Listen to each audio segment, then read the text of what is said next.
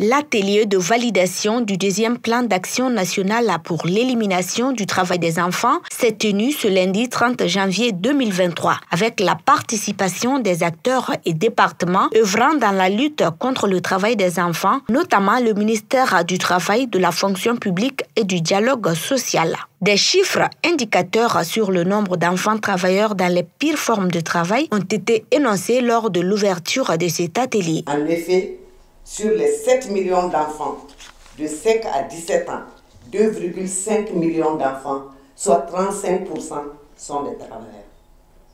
Il faut noter que parmi ces 35%, 80,7% de ces enfants travailleurs au Mali sont astreints aux pires formes de travail à abolir.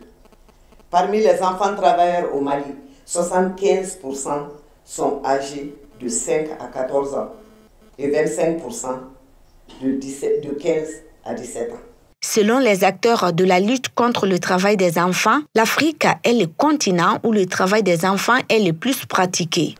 La prévalence et le nombre d'enfants astreints au travail des enfants en Afrique sont encore beaucoup trop élevés.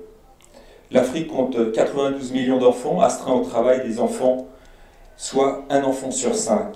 C'est la région la plus affectée au monde et la seule où le travail des enfants continue d'augmenter, avec une part importante des enfants, un peu dans la moitié des enfants, qui sont dans des formes dangereuses du travail des enfants.